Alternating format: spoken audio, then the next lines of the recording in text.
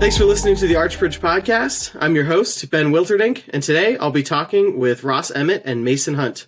Ross Emmett is the director of the Center for the Study of Economic Liberty and a professor of political economy at Arizona State University. Prior to joining Arizona State University, Professor Emmett was a member of the faculty at James Madison College at Michigan State University. Mason Hunt is the project coordinator with the Center for the Study of Economic Liberty within the College of Liberal Arts and Sciences at Arizona State University.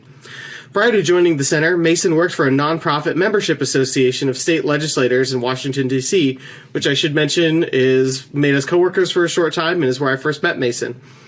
Together, Professor Emmett and Mason worked to produce the Doing Business North America Index, which is the topic for today's discussion. Well, to get us started off here, I wanted to see if I could start with an overview for people who've never heard of any of this before. So what is the Doing Business North America Index, and what does it measure? I think I should probably take that first.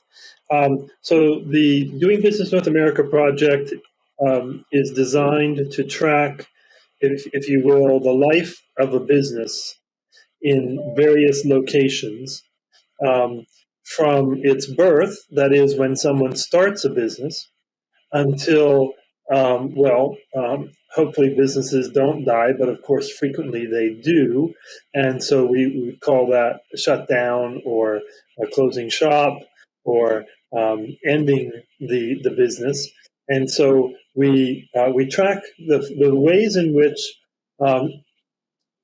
government regulation impact the life cycle of a business, and so from its startup to growing to relocating if it were need to, et cetera, gain financing, get approvals for things that are required, and then were to need to shut down. I should add in there employing workers, et cetera, through to its eventual conclusion as a business that closes down. And we measure that every year.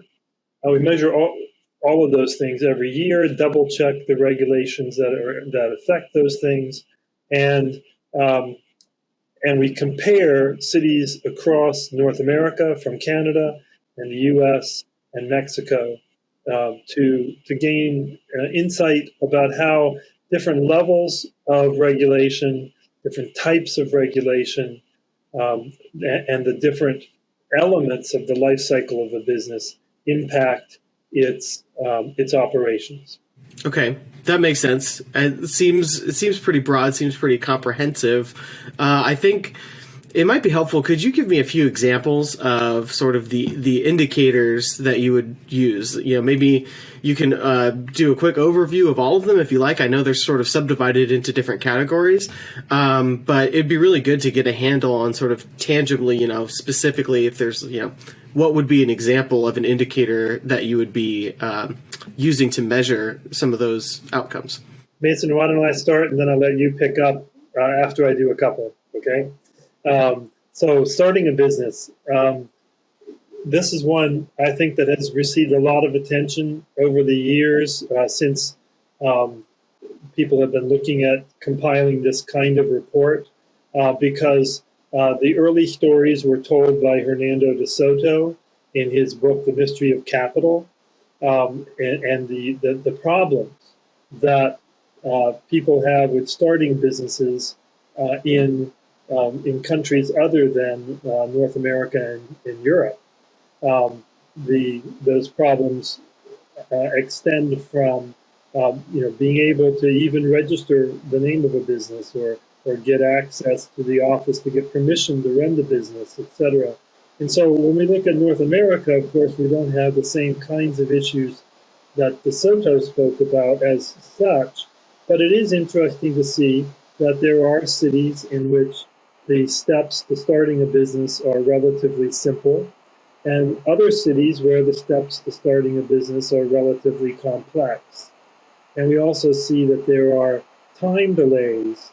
There are cities in which you can get a fairly immediate response, and there's other cities where you business can lead to people not being able to pursue the business. I could tell stories here, but maybe we'll pick up stories here and there along the way as we go along. And so each of the categories has components of it that measure sort of logical process. So you start a business, okay, what do you do after you start a business? Well, you need to hire people to work for you. Hiring people to work for you takes a process. It may take a while to get permission to hire a full-time employee. So we're talking here about hiring full-time employees, not hiring people on 1099s, maybe from the U.S., or equivalent status for Mexico and Canada.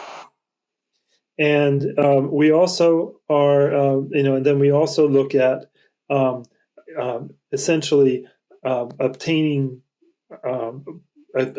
property and obtaining the electricity to go along with that property. So that's those kind of basic things. Most of us, when we say, "Oh, I'm going to start a business," we then encounter these issues. We don't think about it as being a problem for someone who's starting a business, but it does vary significantly across North America in terms of the number of steps, the number of obstacles in place. Mason, why don't I let you pick it up from there? Yeah, well, like Russ said, we measure it across 6 different categories: starting a business, employing workers, getting electricity, land and space use, paying taxes, and resolving insolvency. Across those 6 categories, we obviously collect a lot of different variables, whether it be commercial property taxes to the number of procedures it takes to actually start a business, whatever the costs those are to start a business, to officially start that LLC, whether it be $50 in Arizona, or $125 in other states. So the prices can definitely vary, and we look across all those different variables. So with the 134 cities that we look at across North America, it's over 12,000 data points. So it's definitely a lot across all the 6 different categories that we're looking at. That's great. It's nice to have kind of an ambitious record of a lot of that stuff there, especially down to such a local level. So I think that sets up nicely. I think that's a good way to sort of summarize, get people familiar with the index. So I think I want to move to your recent findings. So it'd be great just to get a sense of maybe the top 3 or top 5, cities in North America for doing business. What are the best ones? And then maybe on the flip side, what are the top 3 or I guess bottom 3, bottom 5 that you could mention as well? I think that would give a good sense. I'd be curious to see what you found. Yeah, so I'll go ahead and answer that.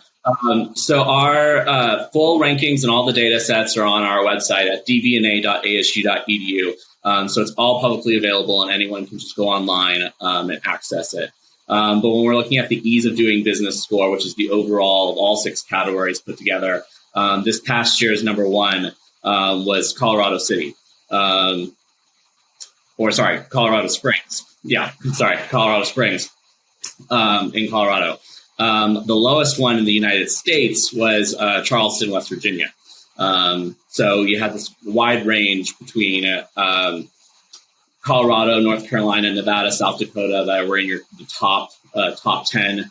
And then you had California, New York, and West Virginia near the bottom. Okay, that makes sense. I mean, on first glance, that's kind of what you might expect, or at least, I mean, Colorado is sort of in the middle. I mean, Colorado is not one of the states that doesn't have an income tax, but it does have sort of a very set cap on the tax rates. They're probably more predictable than in other places. So it is interesting that it sort of that blending of different variables kind of produces results. I probably would have guessed that a state like Texas or Florida would have had the top spot somewhere. Yeah, and I'll say from year to year, just even the slightest change in the variable can have a massive impact on the ranking of a city. So when we look at, say, Phoenix, Arizona, it's jumped between, I think the first year, I think it was like 19 or 20, and then it jumped all the way to 56, and now it's down in the 30s. But their overall easy doing business score hasn't changed really at all. So when you're looking at, say, Utah, that had a change in their electricity rate, that obviously made a huge jump in their rankings and putting them at number 5 this year compared to last year. So sometimes even the smallest increments, whether that be a percent increase in the minimum wage, might actually have a huge impact across all the different states. And along with the variability that Mason pointed out in the which cities are top and bottom, even the top cities have changed quite dramatically as we have gone along. And also, it's really interesting to look at not just the overall score, but the scores for each of the categories. So, for example, in the early reports, some of so we've done 3. We've collected the data for the 4th one, or finishing collecting the data for the 4th one. But in the early years, the Canadian cities often came in high on starting businesses, and the cities that started had so a low score is a good score, a high score is a bad score. So a low score, the lowest scoring cities on starting a business were cities that are in places that one might not think would attract a lot of business. And so, of course, because they have a comparative disadvantage, perhaps locationally, I have lived in the city of Winnipeg, Manitoba, and in December experienced temperatures down to minus 45. So the city of Winnipeg has been one that has done reasonably well across the years in being high, that is, being easy. There's few procedures. It's been smooth and streamlined because, why would a city like that want to put obstacles in the ways of businesses starting? Whereas in some other cities, they don't care. They're really big. They have a city bureaucracy that likes to add rules or, tell people to do something extra before they can start. And so some of the really big cities, which you hear about as being cities that businesses want to go to, well, because they have big firms in them, and because big firms can simply pay law offices to do their dirty work for them, the cities rank lower and they have a lot of procedures because they don't necessarily need to attract startups. So, and by the time the companies are big, they can afford the lawyer fees for hours spent in. Right. So I think in jurisdictions where you had a lot of convoluted type rules and a lot of paperwork, that kind of thing, you probably would expect to see more incumbent, bigger businesses relative to sort of lean. Yeah, I don't know. I guess I haven't done that would tell us the answer to what you just said. Companies sort of in between, hiring new workers, et cetera. Another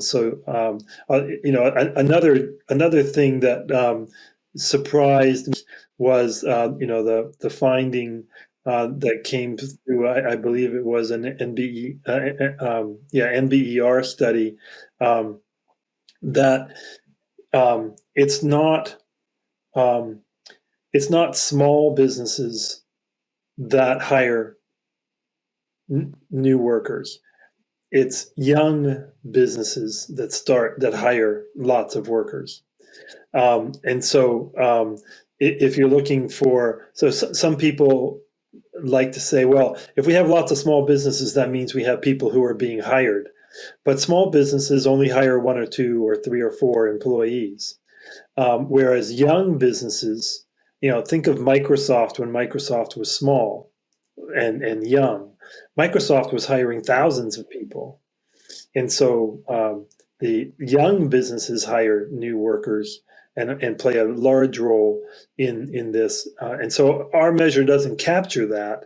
But if you think of cities where there are a lot of startups. Probably there are also they're either trying to attract startups or they are trying to make it smoother and easier. Right. So those are the gazelles that we hear about sometimes, I think, in sort of that startup language. Okay, so that makes sense to me, I think.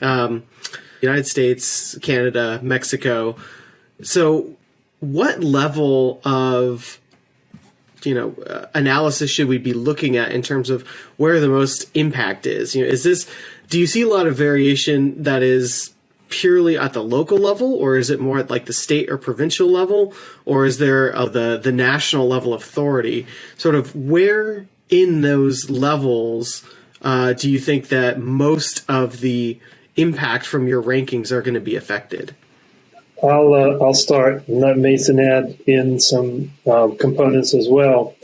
So it varies across the different categories. As you might expect, the closer the category is to measuring something that is local, for example, electrical. We have a category on or at least measures about how many brownouts you get during a year with your electrical systems. So how reliable are the basic things that government provides? That obviously varies, by city, and it may vary a little bit by country, but probably not. Whereas the last category, insolvency, in each of the three countries, insolvency is a national level of jurisdiction. And so all the countries in the United States have the same ranking on the bankruptcy process. And all of the countries in Mexico have the same ranking, and all the countries in Canada have the same ranking. So on that category, it's 1, 2, 3. I'll let people speculate over which rank 1 or 2 or 3. But on the other hand, in other categories, for example, in a difference between the United States and in Canada is that cities are basically under the jurisdiction of states in Canada, whereas in the U.S. cities have some. I mean, obviously they're within a state, but and state government can directly control, can pass laws that cities have to obey. But in the U.S., cities have much more possibility of passing their own laws. For example, the $15 an hour minimum wage in Seattle is a Seattle rule, not a Washington State rule. And so something like that would be less common in Canada. Yes. Okay. And so you'll have the same kind of rules, but they'll be done at the provincial level. They may be done. There may be some room for cities to act inside that, but there aren't that many categories that cities can significantly diverge from each other than in, for example, the processes to start a business or the number of steps it takes to get electricity, etc. Okay. So. Oh, and in Mexico, there's more categories that are sort of federally determined than there are in either the U.S. or Canada. Okay, so kind of sounds like the United States is the Goldilocks of, kind of getting a more like a mixture of different things going on at those different levels. Is that more or less accurate? Yeah, but just think about the constitutional history of the three countries, and that requires you to know a little history. But the constitutional history of the three countries leads to that conclusion, And a good evidence of that would be look at where Quebec stands and the cities in Quebec stand in the rankings. And Quebec has a lot of control over what happens in Quebec, and even relative to the national laws, which of course still apply, but Quebec can give their own twists on it. So, yeah. Okay. Well, I think that leads nicely into the next question I want to ask, which is sort of what's the best bang for the buck if a city, or I guess depending on maybe a state, if a jurisdiction wanted to jump up in the rankings, they really wanted to improve themselves. What is the best ranking, or what is the best reform that you would recommend them do? So, for instance, a key factor that would dramatically help business owners or entrepreneurs that some jurisdictions just aren't doing, but that they feasibly could do. Sort of, what would that one key thing be? Mason, unless you want you to go first, I'll go first. Yeah, go ahead. Okay. So it's hard to say one key thing that any particular state can do. Certainly, one of the things that states in the U.S. have more control over is laws regarding employment. And so one of the things that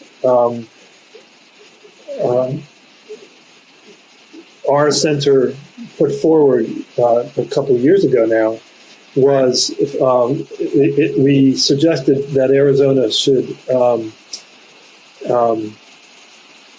offer occupational license, sort of not moratorium, but allow someone who had an occupational license from another state a period of time, like say 2 years, to satisfy the Arizona requirements. And during those 2 years, they could work if they had an occupational license from a different state. That state's license would be recognized by Arizona, allow the person to work in Arizona, and if Arizona's rules were more stringent than the state they came from, then they would have 2 years to meet those requirements. And otherwise, they would be, able to, in that period of time, to process that they could move from wherever they were coming from to the state of Arizona and begin work. And that kind of rule. Now, so notice, I'm not answering your question by saying have really good electricity, rules, or have a low minimum wage, or have a really easy startup process, because in North America, the rules of startups are relatively better everywhere than they are in some other parts of the world. But occupational licensure is an area where it doesn't necessarily get picked up in our rankings.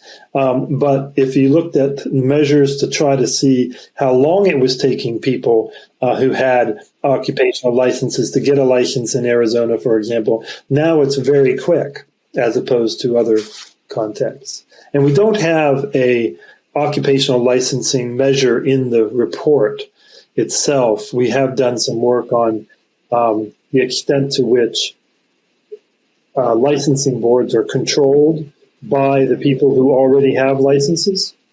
But, and as you can expect, a lot of the licensing boards for states are controlled by people who already have licenses. And hence it's in their interest to not, or at least to make the process difficult to to get an occupational license. But if states can allow people to move in and pick up their jobs quickly, that certainly would help states, and it would show up in our rankings, but only indirectly, if that makes any sense. That does make sense. And if I understand correctly, Arizona actually has made some really good progress in that area with the universal recognition laws that was adopted. That is sort of a model for other states in a lot of ways. I know that is gaining ground in other jurisdictions as well. So that's good stuff. That law was brought forward just after the center's former senior fellow, Steve Slavinsky, put that forward and wrote the paper that suggested that was something we should do. That's a good track record. Well, I guess another way that I'm thinking about some of this and looking at your research, I'm curious to know sort of overall trends. So you said you've been doing this report for about 3 years now, and you've just collected the data for the 4th year. So would you say, are you more optimistic now in the 3rd year, or about the general ease of doing business, and are things generally getting better, moving in the right direction, generally getting worse, or is it kind of all over the place in a way that makes it hard to generalize? So I'd be curious for your thoughts on that, just in the past 3-4 years as you've been collecting data and looking at the different factors. Yeah, I mean, I would say it's definitely hard to generalize it across the 134 different cities that we're measuring, especially as we already talked about. There's a difference between Canadian cities and Mexican cities, whether it's affected by the local level or the federal level. But I will definitely say that, especially as we've been transitioning to the 21st century, everyone's going digital, especially within the starting a business category, you're seeing a lot of online applications that are able to quickly process it instantly. Versus before, you'd have to fax it over, then wait a week before someone manually picked up the paper off the fax machine and processed it. A lot of these things have now been completely mainstream and processed to a point where all 5 steps can be completed all at once. Rather than before, it was you'd have to take one, wait a week, another one will be 3-day processing and very expanded timeline. So just with the starting a business category alone, just the fact that businesses are becoming more high tech slowly but surely, they're being able to, again, process a lot of those things a lot more quickly and ease the burden on a business to kind of get started. Okay, well, that's really good news. And it's kind of something that I would expect a little bit too. I mean, maybe I shouldn't have that much faith in some of the people who are kind of putting some of this stuff together, but the digital revolution has been nearly complete. I mean, I'm 32 years old. Yeah, it's getting easier. I mean, it's still not the best. There's still a lot of governments, government, local, state, federal, that are still very archaic.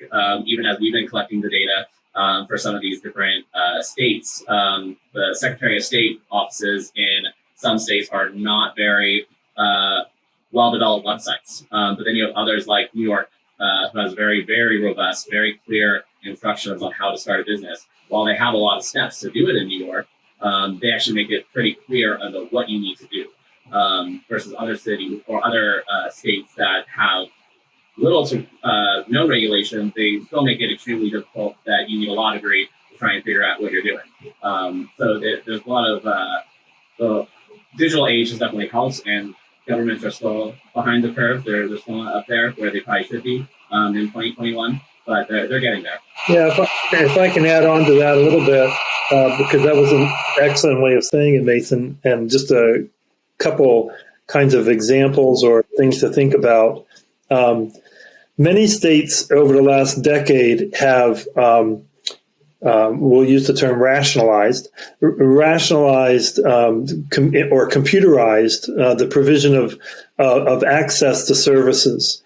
And usually with professional help, not just say internally. They've hired firms to do this, and so there are a lot of places where that's happened. So one of the things, if you were looking for places to help out, would be to look at places which are still dependent upon older archives of rules. And those rules may be archived online. They might not even be archived online. They might be archived in paper. I remember I had a student do a project on the laws regarding craft beers across the 50 states of the United States. And it turned out that this was only 10 years ago, the student was not able to get most of the state's laws regarding craft beers because they hadn't made anything new enough to be into the electronically archived databases. And when we talked about this, he was faced with the possibility of having to visit all 50 states to dig up the archives on whether one could, or which kinds of beers one could legally produce. This was when craft beers were generally not allowed for commercial production, at least, if not even for personal production. So you end up with this kind of weird combination, sort of a similar story. I had a former student who told me she transitioned from being a lawyer to being a mother, was out of the workforce for a while because of personal choices in that regard. And then when she returned, she decided not to go back to the law, but to work as a person who, the state she was in was a northern state, and many of the people, a lot of older people in the state, and when they went to their doctors, their children were usually not available to come with them because their children were living in southern states. And so she became a recorder of medical communications with the children. So she was hired by the children to go with her mother and sit there and take notes and then give the information, back to the children.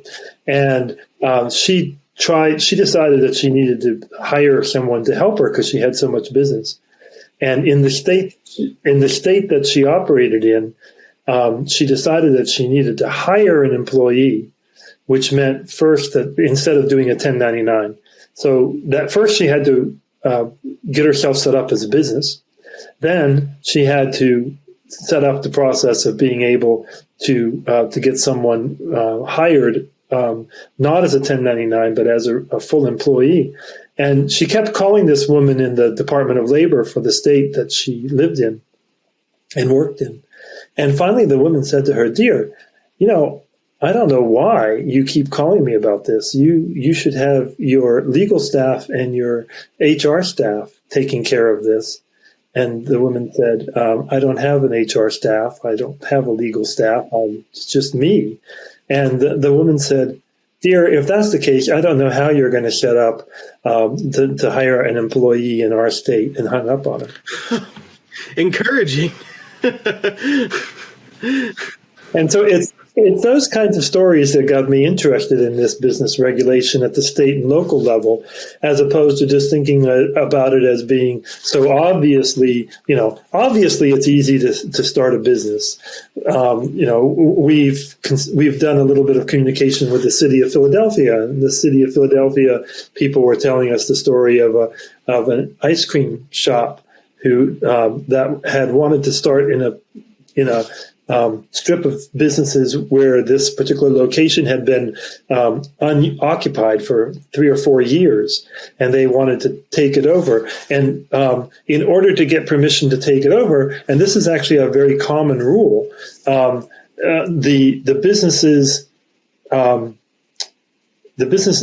existing businesses in that location have the opportunity to protest the bringing in of a new business to that strip of businesses. And they can say, this will hurt our business, and if it hurts enough, they won't be allowed to do it. And this ice cream shop, this was just before, it happened just before COVID and then came into the COVID period. This business still couldn't get started, not only because of COVID, but because the neighbors wouldn't give permission for the business to start. And so there's the kind of competitive, rules that favor incumbents. Those kinds of issues are ones that certainly affect the time to start, time to access services, time to be able to hire employees, etc. Yeah, that's You've how many weird rules there are in the world. Yeah, I'm sure that there are so many more than we could count, or we could, do a whole series on weird rules of podcasts, here. But well, that's helpful to know. thinking about the digital revolution as well and kind of figuring out how some of these things have interacted with each other. You mentioned 1099. The gig economy is definitely growing, certainly compared to just a few years ago. I'm curious if you guys have a perspective on how that might affect your rankings or how that might affect maybe business patterns in general. When, more and more people are deciding, they're not starting a business. They're not becoming employees exactly at a business, but they are doing this gig economy thing.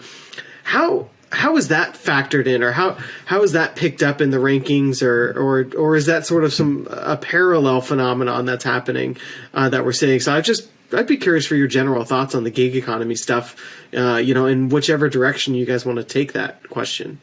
Well, I was going to say, when we're looking at for specifically DB&A and the type of businesses we're looking at, we set clear a definition of what type of business we're measuring, because there's all different types of businesses out there. So to keep consistency, again, it's on our website, on our methodology page, but we're looking at LLCs and specifically the creation of an LLC, the process that takes in a city. So while doing a restaurant is going to be different than a maid service, which is going to be different than a tax filing service, these are all going to have their own different rules and requirements. But really, we're just looking at the creation of an LLC, basically on the very, very basic level. So our report doesn't really look at the gig economy in that aspect, because again, we're also looking at the brick and mortar mom and pop shop style business that requires land and parking that you wouldn't use with like an Uber or Lyft in the traditional sense. So our report doesn't measure the gig economy in that sense. We don't really look at the 1099 aspect that Ross was talking about earlier. But that's what I would say about at least with DB&A, we're looking at a specific type of business, and that also can vary between the different business types. Yeah, that's true for the report, and it would be difficult to figure out how to incorporate some of those issues. It's also just difficult on the other side. So think about it in terms of businesses that employ people on 1099s or on in gig economy roles. Is an Uber driver an employee of Uber? This is the legal question that California said yes. Hot topic. Yeah, exactly. A lot of people during the COVID pause, whatever we want to call it. It's more than a pause now. It's a year and a half more going on, almost 2 years.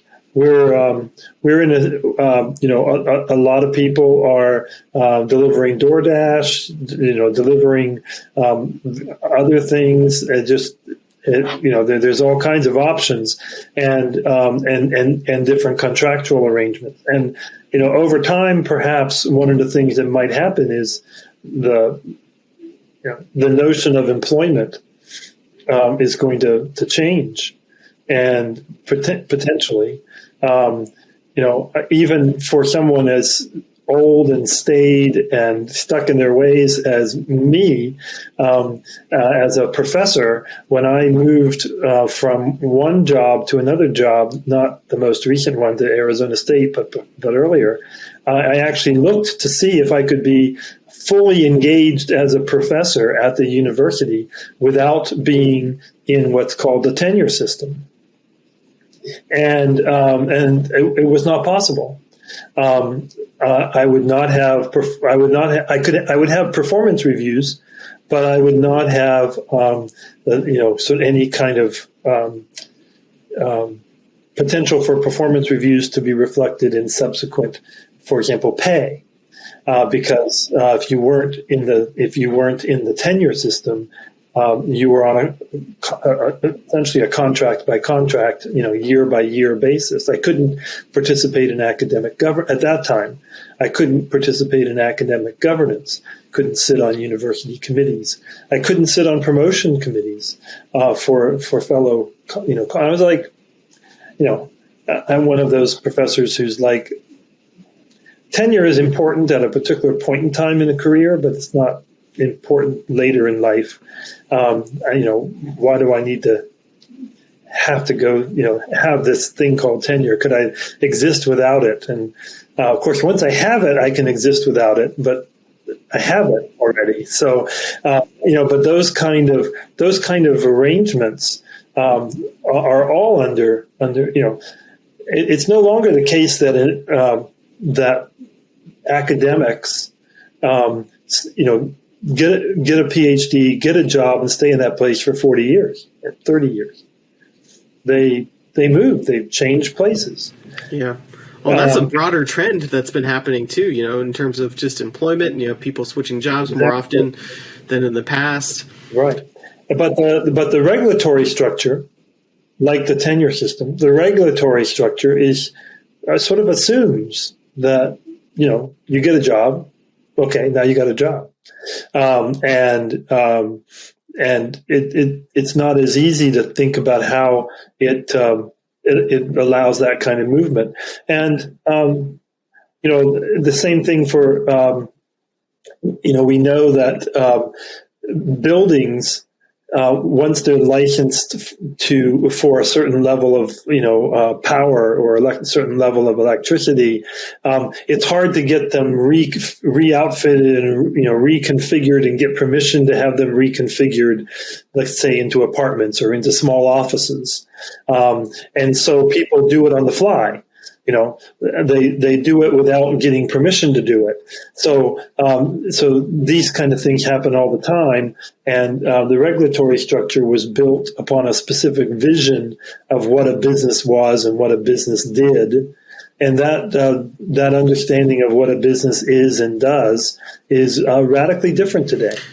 Yeah, it is. And I think that is sort of getting to some of what I was thinking about in terms of the gig economy, where we think about it as Uber drivers, Lyft drivers, DoorDash, and it is all those things.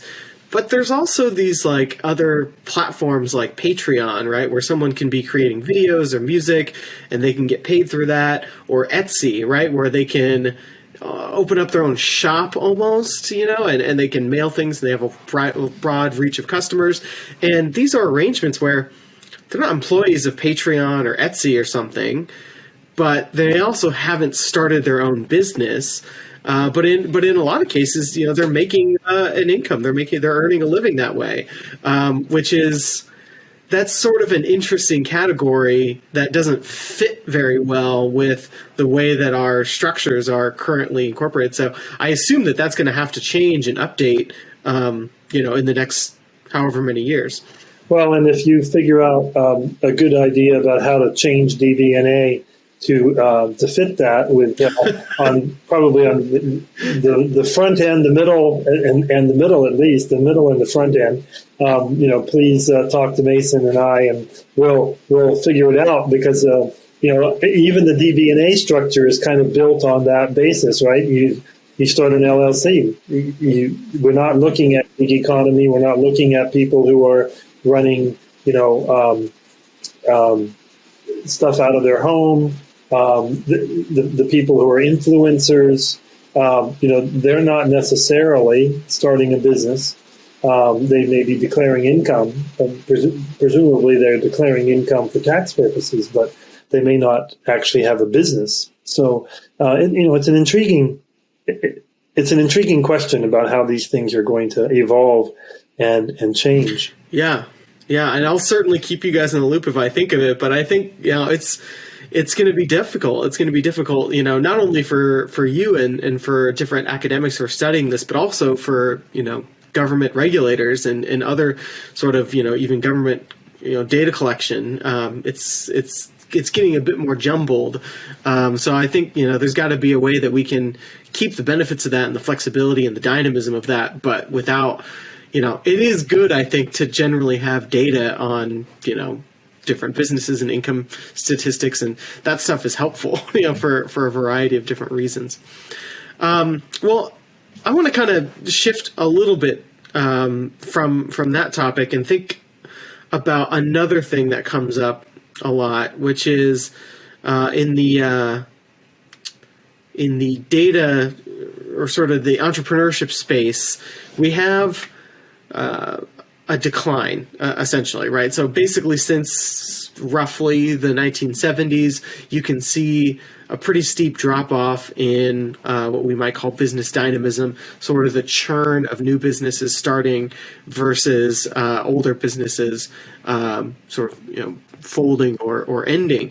I want to know if you guys have any thoughts on why we're seeing that decline in the rate of business dynamism, and if you have any ideas about what we might be able to do to turn that around, or maybe if it's important to turn that around. I would want to break apart a couple things in what you said. So let me say a couple things. Because I think you gave us a period of time of about 30 years or something like that. So that's a long time. And almost 50. But in a good chunk of that, we now recognize that it's not new businesses that expand employment. It's young businesses. So it's during the youth of a business that they expand. So we've had a traditional argument that small business creates jobs. Mm-hmm. But it's not small businesses that actually create jobs, because many small businesses are intentionally small. I do a lot of bike riding in the summer, and we visit ice cream parlors in all the places we bike ride to, and they have, one or two or three or four employees plus an owner, and they're not getting any bigger, and they've been there for 50 years or 30 years or 10 years. It's young businesses that grow jobs and that create new jobs. So we want, and so to your point, if we're not creating as many new businesses, then how is the economy creating jobs? Because it's young businesses that create jobs, whether they're small or large. Google had 5,000 employees after 2 years, I think it was, and now they have many, many, many more. And so Google was, by the time they were 2 years old, they were a big company, but they were still growing jobs. So So to nail down the sort of, are we creating jobs? So what's happening in the employment world that is making it less likely that people do create a company and therefore increase jobs? And, I think the gig economy is a good sort of way to think about that. Lots of people are doing new economic activities or adding economic activities to what they do, but they're doing it under established platforms. So as a new influencer on Etsy, there's no new business. She hasn't created a new business. She is building on the back of existing businesses. And I suspect that is something we're seeing a lot of, that people are doing things that increase their income, driving Uber or driving Lyft. Uber and Lyft are already established companies now. The fact that they gain or lose 10,000 employees this year is an employment number, but for the people, that's a new source of income. And in many cases, that they have a job, and now they have a second job. That job is driving, for Lyft, but they're essentially self-employed. They determine their own hours. They determine what they're doing. They determine who they pick up. They make all the decisions within the parameters of the company, but there's a lot of independence in that regard. And so I do think we're seeing a lot more. The job world is changing, and that's having an impact upon the growth of companies as well. That's sort of the startups of companies. So I think a key thing that I'm getting from that is that maybe we should be a little less concerned about a measured or perceived decline in business dynamism in terms of new startups entering as older companies sort of fall by the wayside, because we have these other changes that are going on that can, in some ways, it can kind of provide the benefits of what we would expect to see from that dynamistic churn. Yeah, I guess let me take it to a different room space. We've had a lot of people move around the country in the last couple of years because of COVID,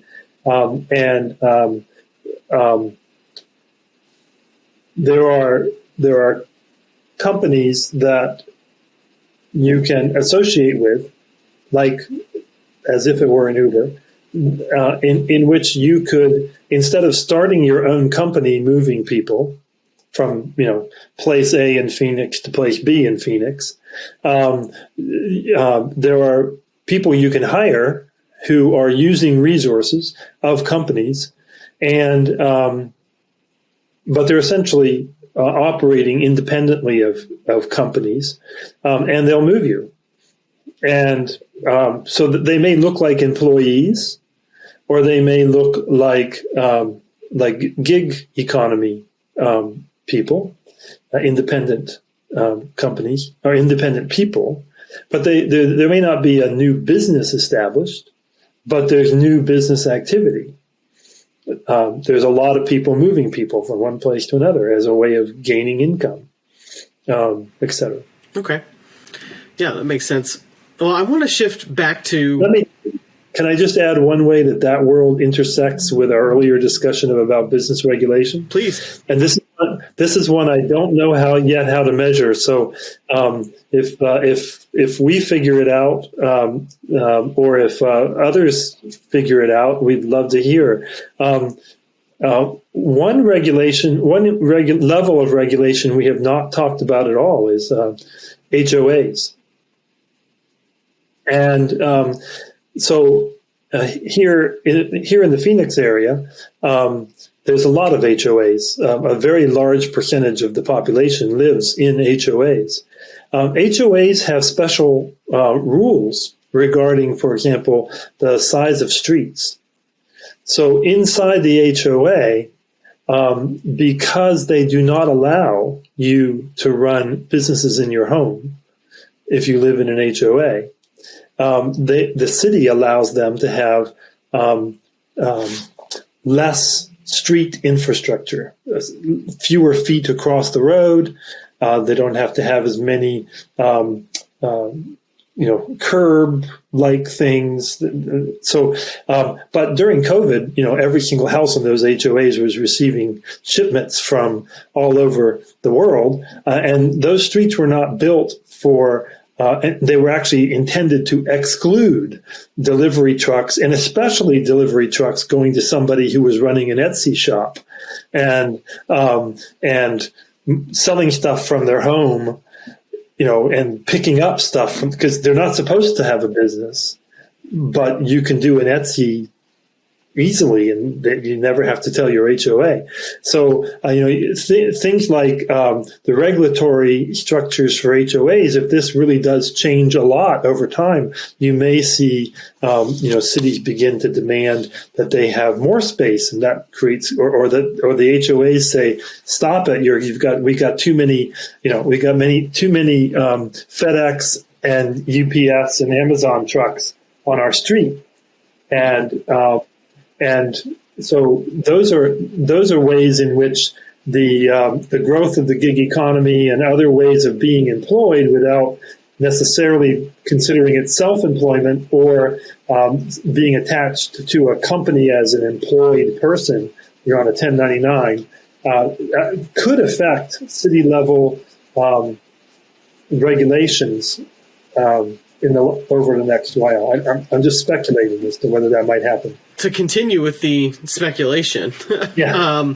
I wonder, some of the ways in which you think that the DB&A index might change. So for instance, as some of the things that we talk about become a little bit more measurable, from an outsider's perspective, for instance, would you expect eventually to perhaps have a variable that looks at COVID policies, or would you expect to maybe have a variable that looks at reliability of internet connections for remote work and that kind of thing. Are there other variables that or changes that you can kind of see coming down the way that you might have to integrate into the analysis at some point? I can start and Mason can kick in. The second one that you mentioned could be something that might be looked at, reliability of internet, that may connect to basic infrastructure kind of issues. In some ways, it might already be in there, but it may be able to be teased out. I'm tempted to say the following. We want to be, in a sense, we want to be conservative in what we add to the report because of the history of the data, and also it's the sort of the notion of the life cycle of the business and the regulatory impacts at different levels of government that combine together at any specific location certainly give the Doing Business North America report a known place in the literature. So for city governments or for regulators or for academic researchers, we know what to do with this data, and we know how to think. We can say, you've got the data wrong if you're a city official. Good, correct us. We'd like to be right. But for academic and policy oriented discussion, we want people to know that the data is basically the same over time. You don't want to be changing the data collection process and the data that's being utilized too frequently. So there's a conservatism to the data. But I will say that one of the things we're in the process of doing is engaging academic researchers in utilizing the DBNA to answer questions that they're interested in. So we're working right now to put together, and we have a faculty member from another university working with us on putting in a proposal for funding a journal issue that will collect articles that are built around different aspects of the DBNA report. And we hope now that there's 3 years worth of data, and there's soon to be 4 years worth of data. And as we sort of make sure we have the data solidified and correct, that we can generate a literature that utilizes the DBNA report in significant ways for policy discussions. Yeah, I'll just add, I think kind of what Ross said earlier, we have to be very intentional about any new variables that we add. We already have 111 different variables, so adding another one, we just want to make sure we're intentional about it. But definitely we'll have to see how the employing workers, but just the culture shifts. We've obviously experienced the ability to work from home in the past 2 years that really wasn't available to a lot of people just 2 years ago. That before it was it's not possible to work from home. Employers where it was just that's not even a reality. But we had to force people to work remote, and all of a sudden jobs that you couldn't do before now can be because of resources like Zoom, like just having broadband internet that we couldn't have done in, say, the 80s or the 50s and things like that. That weren't really the digital age has definitely allowed that ability to work remote a lot more. Much more of reality. So we'll have to see in the next coming years if we just resort back to the way things used to be post-COVID, that working remotely is just not really a thing anymore. It was just like a little blip in everyone's life, or if it's something that's actually it's here to stay, and people can actually continue to work remotely, and maybe that becomes a more regular aspect of employing workers. That now there's this expectation, not only for right now we measure maternity leave and sick leave, and those are usually things that people expect from an employer to some extent. Whether it's 6 months or 6 weeks is a different question. But whether the expectation of most likely my employer is going to provide X amount of benefits just so they can have the standard level, is remote work going to be one of those standard level benefits is that something we're going to want to measure? So if it's something that's a little blip, we probably wouldn't want to consider it, adding it as a variable. But if it's something is here to stay and become part of the culture in the U.S., especially Canada and Mexico, then yeah, that's definitely something we'll want to consider. Yeah, I wish you both the best of luck in balancing that. I do certainly appreciate the trade-off between wanting to incorporate new trends, but not new fads necessarily that are going to fade in and out, and especially trying to keep the integrity of the time series in place. I do, in some of the projects I've worked on in the past, that was certainly a top of mind concern, trying to make sure that you're comparing apples to apples when you're looking at the data over time. So I don't envy your choices as you kind of move forward and think about some of that stuff. Remember that the academic researchers and non-academic policy think tanks can help in that process by doing studies. And when changes were made to other reports like this one, they were made after people had done several years worth of studies that tracked specific variables that were not in the reports. And eventually people were like, okay, this is significant enough that we want to bring it in. But people had done research, published papers on the topic. It had influenced policy. And so then at that point, it gets introduced as a consistent variable over time. Yeah, and just because we don't measure it doesn't mean someone else doesn't measure it and can utilize the DB&A data to assist them in that research. Ross can probably talk more about Alicia Clemens. We just had her visit ASU virtually to talk about her utilization of the DB&A research, what the research she already is doing on minority business ownership, and what that looks like. We aren't measuring the minority business part, but we are measuring what it takes to start a business. Which does affect minority groups. And so her research combined with ours was able to definitely come up with some really cool things. So our research is just a baseline that other people can definitely utilize to expand their own as well. Yeah. And Alicia is the one that we're working with on trying to do a volume or an issue of a journal that involves DB&A related research studies, like the one that she did with minority business startups. All right. Yeah, that sounds good. No, I think that makes total sense. All right. Well, I kind of want to round out our time here. I do appreciate you guys coming on and spending so much time talking to me. So as sort of a final, that if you could sort of buy stock, let's keep it, around 5 years. Where are you buying? Do I need to base this on DB&A? Let me start there. Most of the changes that we've seen have pushed, I would say, cities in the southeast and the southwest up on the ranking. Raleigh and Durham were both cities that moved up in the rankings as we incorporated some more elements. They actually have declined a bit this year. So cities can move up and move down a little bit as we add more. The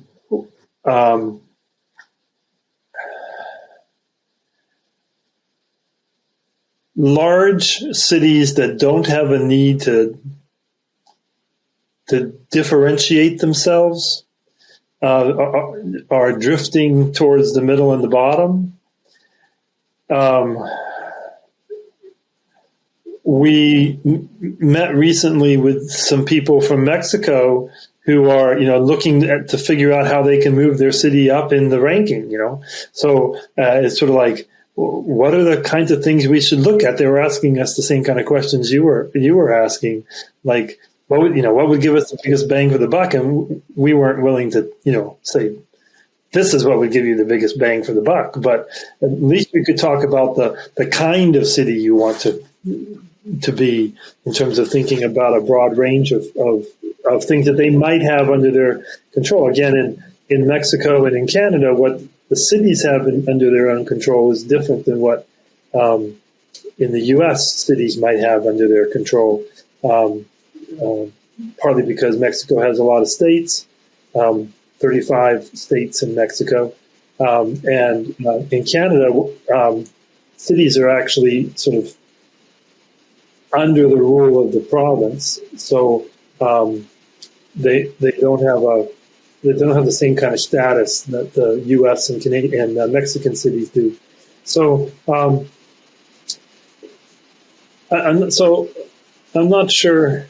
I would also say away from certain states. Oh, no. I was just going to say, when we're looking at DB&A, we're specifically looking at what's good for a business. What's good for a business may not always be good for the employee and for the city. And we're measuring, obviously, a very, I say small, but it's 111 different variables, but we're looking at it's in a box. And there's a lot more variables out there than it takes to consider. So, we're not measuring education levels. So, obviously, if you're trying to start a business in, say, Boston or DC, you're going to have a much higher educated population than you would in a different city. So again, is the business you're trying to start require a certain education level? Or we're not even looking at airport locations. Are you close to an international airport? There's all these other factors that can be taken into consideration that we don't measure at all. And obviously, as a business, we want if I'm trying to start a business and I'm a business owner or an entrepreneur, I want the least amount of regulations and the least amount of requirements possible to make my life a lot easier. But obviously, we want to be able to make sure people can afford to live in these cities as well. So while it's really easy to be like, well, just don't have a minimum wage or lower the minimum wage in a city, well, that's not exactly popular or even realistic either. So we want to make sure we're looking at the best economic output for the largest number of people, and DB&A measures that specifically for one type of business. And there's definitely a lot of other variables out there that can impact what the best bang for your buck is or what the best state is. My money's always on Arizona and Texas just because I'm a native of both, but that's just me. All right. Well, that makes total sense to me. Put our money in Arizona and Texas. You heard it here first. No takesies, backsies. I would say look for where the framework for the kind of business that you're doing works well. Just piggybacking on what Mason said. Mason said it really well. So great. Yeah. Do your research. When you look at Amazon was trying to figure out where they're going to do HQ too, they picked Arlington and New York City initially. New York City is not in the top 50 of our 134, but yet they still chose it. Same thing for Arlington. Arlington, Virginia may be number one in employing workers in our ranking with DB&A. But out of all the other variables, but again, Amazon's a much bigger corporation. They have a whole legal team to bypass all the regulations and can buy their way out of paying taxes. So there's a lot of other variables out there than just what we're looking at specifically with a small to medium-sized LLC compared to trying to compare us to like a Microsoft or Amazon or even Tesla or anything like that. They all have their own different unique circumstances, and they all have their own unique needs of where they're trying to open up a business. All right. Very good. Well, with that, we'll bring it to a close. And Ross, Mason, thank you again for coming on the Archbridge podcast today. And we'll have to revisit this when the journal comes out or when the next edition comes out. So we'll certainly be in touch. So thanks a lot, guys. I really appreciate it.